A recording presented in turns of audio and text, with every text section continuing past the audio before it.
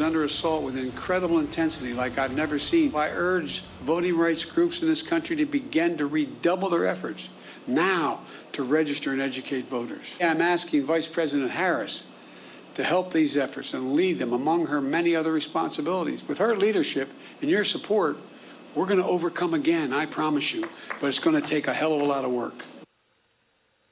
Hi again, everyone. President Biden yesterday addressing the war on democracy being waged by Republicans who are passing voter suppression laws based on the lie that there was rampant fraud in the 2020 election. Of course, there was no fraud, just waning enthusiasm for the GOP candidate for president.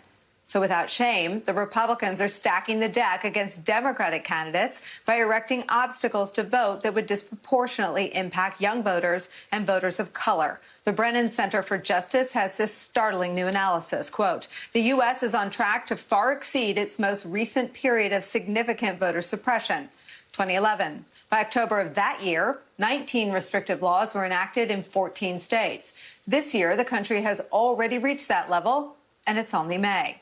In addition to limiting access to vote, the law's most ominous elements include disempowering the kinds of nonpartisan election officials who were barely able to preserve our democracy in 2020. The Texas bill that was temporarily blocked this weekend by Democrats there, for example, lowers the bar for allegations of fraud. And the Georgia law swings power to the partisan legislature in contested scenarios. Former Republican Max Boot describes the aim of these laws this way, quote, while GOP efforts are ultimately aimed at the 2024 election, they will first make their impact felt in 22. Off-year elections are always tough for the party in power. This one will be tougher still because of Republican-driven voter suppression, reapportionment, and gerrymandering.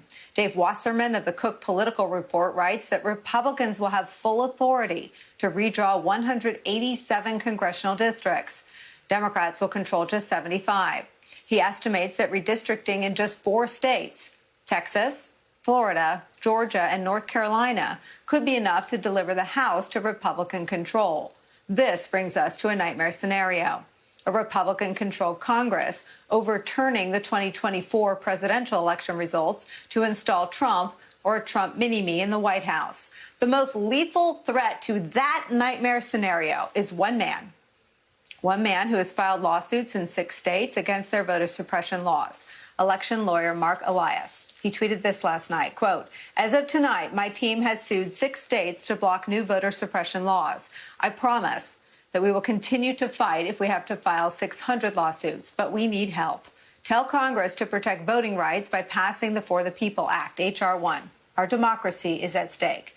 The single greatest threat to democracy now rests on the whims of Joe Manchin, Democratic senator from West Virginia, who Joe Biden singled out yesterday, along with Arizona Senator Kyrsten Sinema. I hear all the folks on TV saying, why doesn't Biden get this done? Well, because Biden only has a majority of effectively 4 votes in the House and a tie in the Senate, with 2 members of the Senate who vote more with my Republican friends. The fate of democracy in America is where we start today with Mark Elias, voting rights attorney and founder of the Democracy Docket. Thank you so much for making time for us. I have a sense of how busy you are. And my first question is, did you hear from the president or vice president this week? You know, this week I've been busy, like you said, filing a lawsuit in Kansas and keeping up with the shenanigans that we saw go late into the evening on Friday night and Saturday night in Texas. So that's what I've been up to. That's a no. I have not, no. Senator Schumer reached out to you, though, to brief Senate Democrats about the legislation. Has that been scheduled? So it's been publicly reported that I addressed the Senate Democratic Caucus last week, I think it was.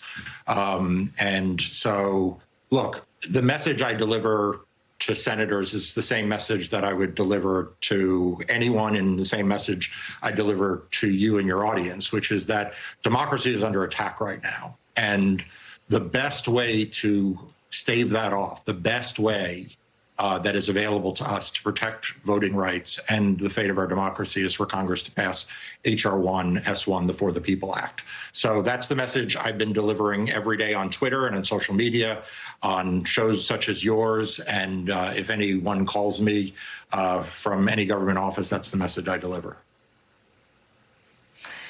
Can you explain what happened in Texas this weekend? I think that the heroics of Texas Democrats maybe overshadowed what is the most likely eventuality there, which is my understanding that the law will eventually pass. Is that right?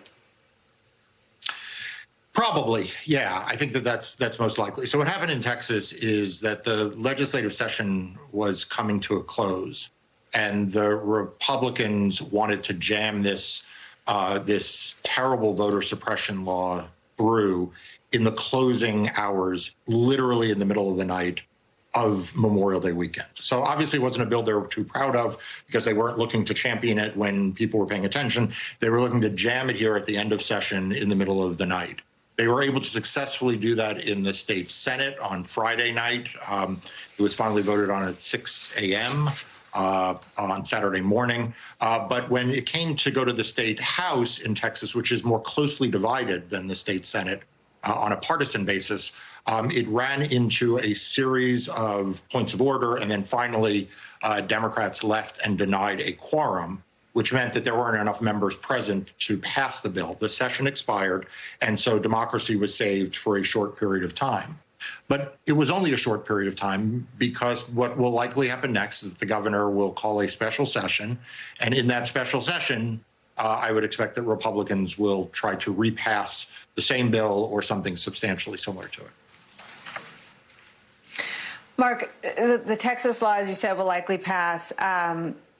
14 states have enacted 22 laws that they've already passed. They're already the law. I have started to focus, and I know this is something you talk about a lot, on the pieces of the laws that disempower the kinds of people who really walked the line last November. In Georgia, that seems to be to strip out people like Brad Raffensperger from their role in administering elections. This Texas law lowers the standard for allegations of fraud.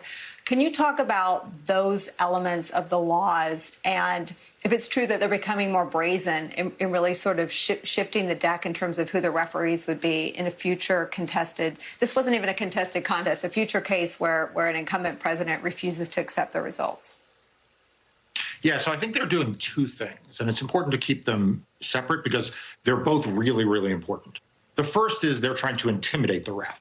Right. So they're doing a whole bunch of stuff, passing laws that have basically put criminal liability in many instances, but liability, either civil or criminal, on election officials for basically doing their jobs. So they are banning election officials from helping people to vote, providing information, sending out absentee ballot applications. They're doing a whole bunch of stuff to basically try to intimidate election officials from being voter-centric and being helpful in the process. The second, though, is what you point to, which is that they're also looking to change who is the ref, so that they're replacing people who are either nonpartisan or bipartisan with people who are very partisan. So they're replacing nonpartisan or bipartisan commissions or boards of election with strict partisans in a hope that if they can't intimidate all the refs at the local level, they can ultimately replace them with someone up above who will have a disenfranchising and a thumb on the scale. And if all of these laws had been in place in November, or at least in places like Georgia and Arizona where they're being targeted, could you see a scenario where the result would not have been we didn't have a peaceful transfer of power, but ultimately we had a transfer of power to the person who won? Would these laws have made that an impossibility or at least a question mark if they'd been in place last November? So again, I think that there are two pieces of it. The first is the voter suppression laws. Would it have changed turnout enough? Would it have dissuaded enough voters? I don't know that we know the answer to that with any particular state in any particular election. I can tell you that close elections are decided by matters of centimeters, not even inches, and certainly not feet and yards. So in these close elections, every time you change the rules, every time you make it harder for a group to vote, or you make it less likely their ballots count, you affect outcomes of elections. But the second point that you make is who certifies elections, who administers those elections can make a big difference. And, one of the statistics one of the facts that I always point out